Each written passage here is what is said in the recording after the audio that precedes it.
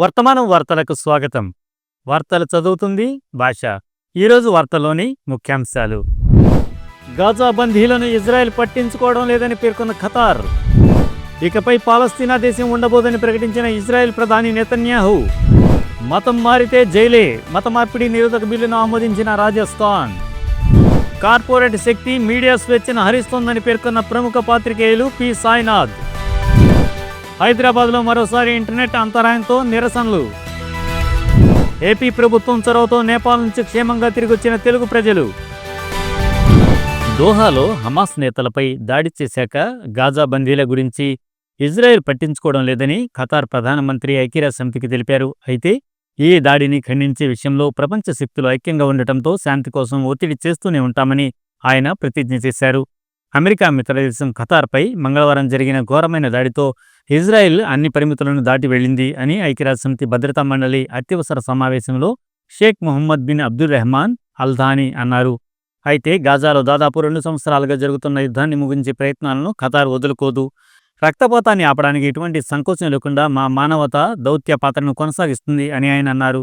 గాజాలో కాల్పుల విరమణ కోసం అమెరికా ప్రతిపాదనను పరిగణలోకి తీసుకోవడానికి హమాస్ నాయకులు దోహాలో సమావేశమైన ఈ దాడిలో కనీసం 6 మరణించారు. దీంతో ఖతార్, ఈజిప్ట్ మధ్యవర్తిత్వం వహించిన చర్చలను ఆగిపోయే ప్రమాదం ఉంది. అంతేకాదు ప్రపంచవ్యాప్తంగా ఇజ్రాయెల్ ఒంటరిగా మారే అవకాశమూ లేకపోలేదు. నేడు ఇజ్రాయెల్ను పాలించే తీవ్రవాదులు గాజా బందీలను పట్టించుకోరు. లేకపోతే ఈ దాడి జరిగిన సమయాన్ని మనం ఎలా సమర్థిస్తాము అని షేక్ మొహమ్మద్ అన్నారు. అంతకుముందు ఆయన సిఎన్ఎన్తో మాట్లాడుతూ ఆ బందీల చావుకు ఇజ్రాయెల్ ప్రధానమంత్రి బెంజమిన్ నెతన్యాహు ప్రత్యక్షంగా కారణమని అన్నారు. దీనికి ప్రతిస్పందనగా యుఎన్లో ఇజ్రాయెల్ రాయబారి డానీ డానెన్ చరిత్ర సహచరుల పట్ల దయచూపుదు అని అన్నారు. ఆక్రమిత శక్తి అయిన ఇజ్రాయెల్ శాంతికి సంబంధించిన ప్రతి అవకాశాన్ని అణగదొక్కడానికి సిద్ధంగా ఉందని స్పష్టంగా తెలుస్తుంది అని పాకిస్తాన్ రాయబారి అజీమ్ ఇఫ్తిఖార్ అహ్మద్ అన్నారు. యాక్టింగ్ యుఎస్ రాయబారి డోరతీ షియా మాట్లాడుతూ తమ బందీలను ఇంటికి తీసుకురావడంలో ఇజ్రాయెల్ నిబద్ధతను ప్రశ్నించడానికి ఏ సభ్యుడైనా దీనికి ఉపయోగించడం తగదు.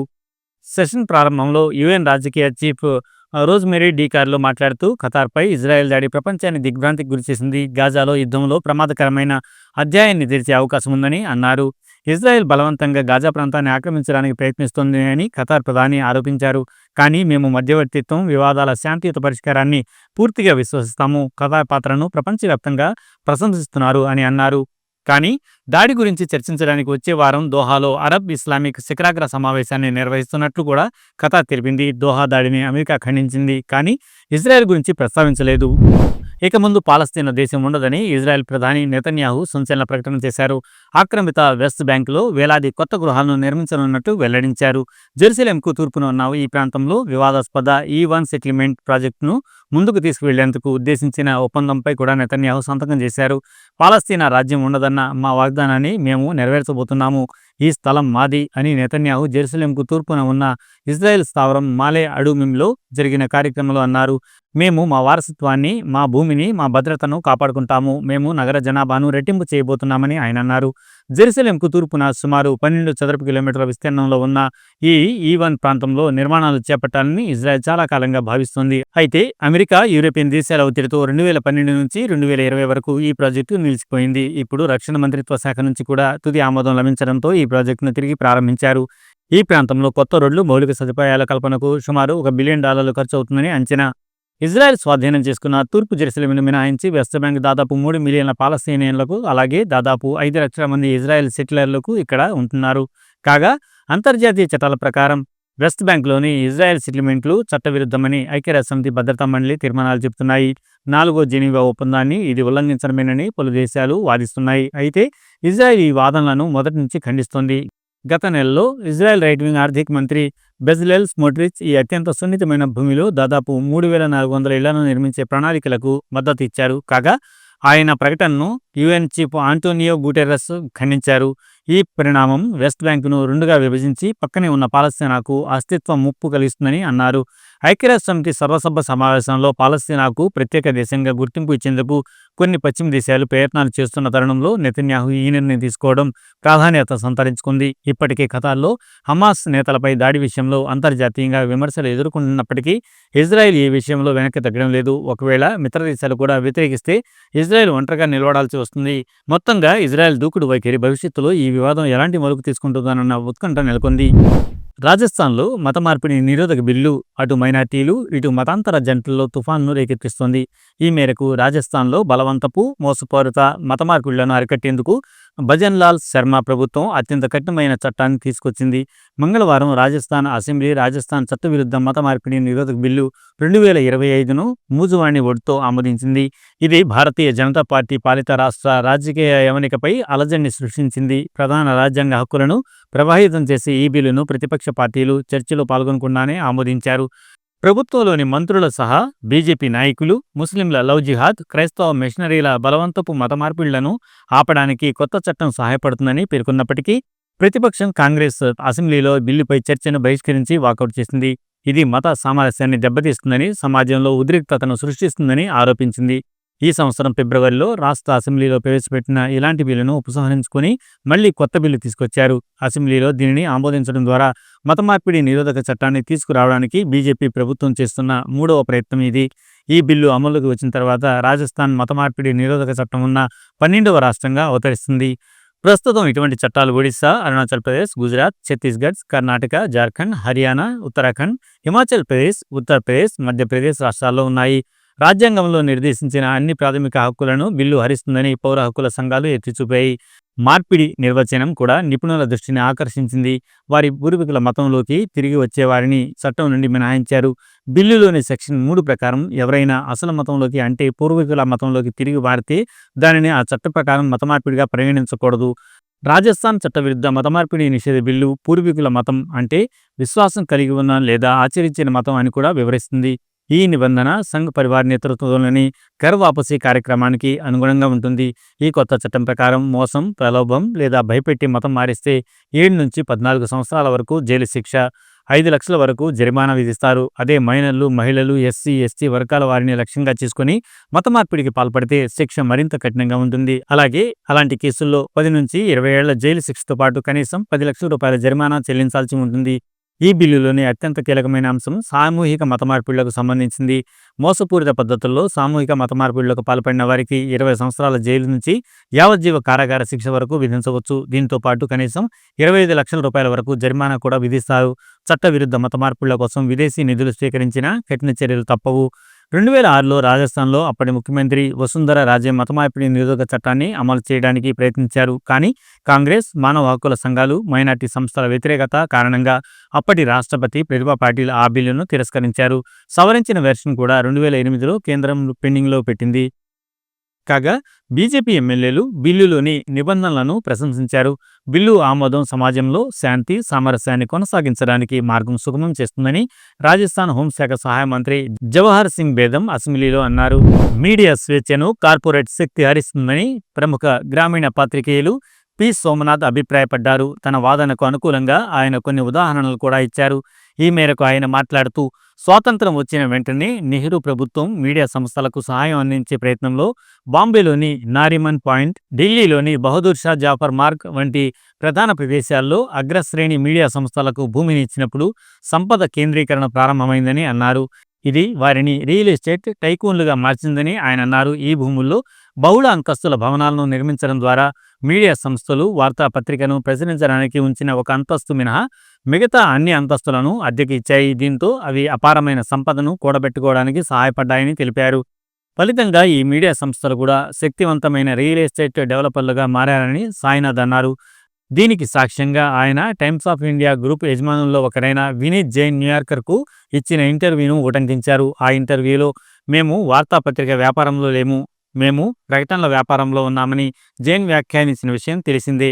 టెలివిజన్, డిజిటల్ మీడియా పెరుగుదలతో మీడియా కాలక్రమేణా ఎలా మారిందో చెబుతూ అగ్రశ్రేణి వ్యాపారవేత్త ముఖేష్ అంబానీ నేడు భారతదేశంలోని అన్ని మీడియాలో దాదాపు 40% నియంత్రణలో ఉండడంతో ఒకదాని తర్వాత ఒకటిగా వాటాలను కొనుగోలు చేయడంతో మీడియాపై కార్పొరేట్ పట్టు మరింత బలపడిందని సాయినాథ్ అన్నారు.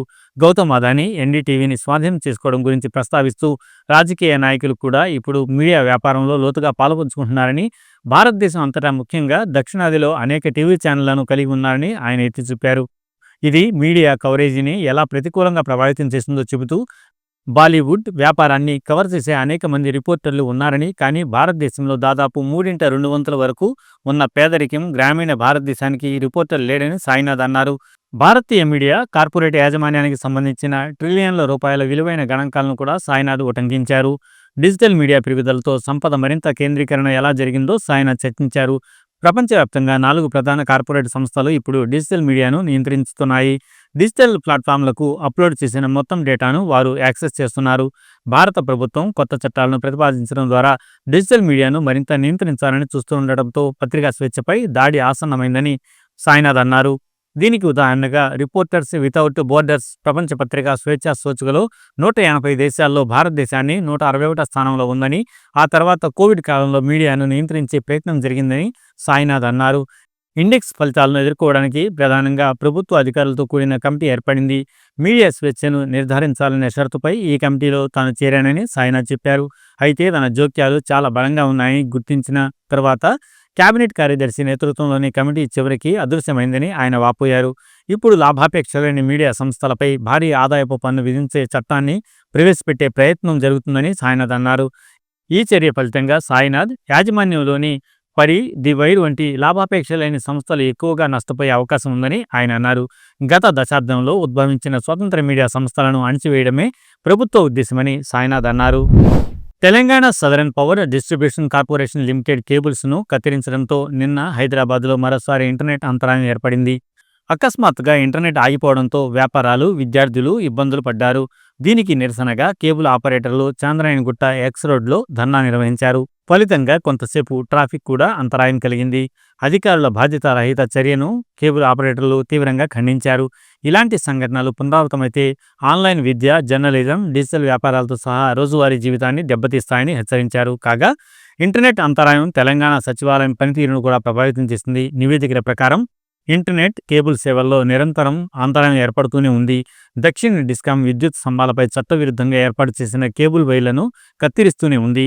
అయినప్పటికీ సర్వీస్ ప్రొవైడర్లు తమ కేబుళ్లను తొలగించడానికి చర్యలు తీసుకోలేదు. గత నెలలో మతపరమైన ఊరేగింపులో 6 వ్యక్తులు మరణించాక అక్రమ కేబుళ్లపై కఠిన చర్యలు ప్రారంభమయ్యాయి. ఓ నివేదిక ప్రకారం ప్రైవేటు ఇంటర్నెట్ సర్వీస్ ప్రొవైడర్లు, కేబుల్ ఆపరేటర్లు విద్యుత్ స్తంభాలపై నిరుపయోగంగా ప్రమాదకరంగా వేలాడుతున్న కేబుల్లను తొలగించే క్లిష్టమైన సమస్యను పరిష్కరించడంలో పెద్దగా ఆసక్తి చూపలేదు. బదులుగా వారు వినియోగదారులకు తప్పుదారి పట్టించేలా పదే పదే సందేశాలను పంపుతున్నారు. సేవలను త్వరలో పునరుద్ధరిస్తామని హామీ ఇస్తున్నారు. తరచుగా అస్పష్టమైన సహాయాలను పొడిగిస్తున్నారని అధికారులు తెలిపారు. ये जो इंटरनेट बंद करा रहे हैं लोकल ऑपरेटर्स का, बहुत मुश्किल हो रही है. हम जैसे छोटे मोटे ऑपरेटर जो भी है और बड़े भी जो है हमारे से, और जो भी मिडिल నేపాల్ అంతర్యుద్ధంలో చిక్కుకుపోయిన తెలుగు ప్రజలు ఏపీ ప్రభుత్వం చొరవతో సురక్షితంగా ఆంధ్రప్రదేశ్కు తిరిగొచ్చారు. రాష్ట్రంలోని వివిధ ప్రాంతాల నుంచి విహారయాత్ర, తీర్థయాత్ర, ఉపాధి, ఉద్యోగం, వ్యాపారం, ఇతర పనులపై నేపాల్ వెళ్లిన వారు అక్కడ అల్లర్ల కారణంగా చిక్కుకుపోయారు. ఆ దేశంలోని 12 ప్రాంతాల్లో 217 మంది ఏపీ వాసులు ఉన్నట్లు అధికారులు ప్రాథమికంగా గుర్తించారు. రాష్ట్ర ప్రభుత్వం గురువారం ఏర్పాటు చేసిన ప్రత్యేక విమానం ద్వారా 144 మంది కాఠ్మండూ నుంచి విశాఖకు చేరుకున్నారు. వీరిలో 104 మంది అక్కడే దిగారు. మిగతా 40 మంది అక్కడి నుంచి రేణిగుంట విమానాశ్రయం చేరుకున్నారు. వారంతా ప్రభుత్వం ఏర్పాటు చేసిన ప్రత్యేక బస్సులు, ఇతర వాహనాల్లో సొంతోళ్లకు చేరుకున్నారు. కాగా అమరావతి సచివాలయంలోని ఆర్టీజీఎస్ కమాండ్ కంట్రోల్ సెంటర్ నుంచి విద్య, ఐటీ శాఖల మంత్రి లోకేష్ 2 రోజుల పాటు నేపాల్లో చిక్కుకుపోయిన తెలుగువారి బాగోగులను సమీక్షించారు. విదేశాంగ శాఖ, పౌర విమానయాన మంత్రిత్వ శాఖ, ఏపీ భవన్ అధికారులతో లోకేష్ సంప్రదిస్తూ సమన్వయం చేశారు. కేంద్ర ప్రభుత్వం, నేపాల్లోని భారత రాయబార కార్యాలయంతో ఆయన జరిపిన సంప్రదింపులు ఫలితాన్నిచ్చాయి.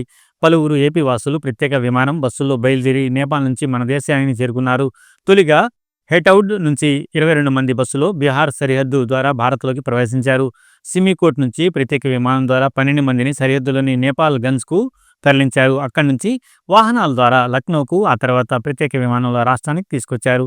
కాగా నేపాల్ నుంచి మన వారు క్షేమంగా చేరుకుని వారి కుటుంబాలను కలుసుకోవడం ఆనందాన్నిస్తుందని ఏపీ ముఖ్యమంత్రి చంద్రబాబు అన్నారు.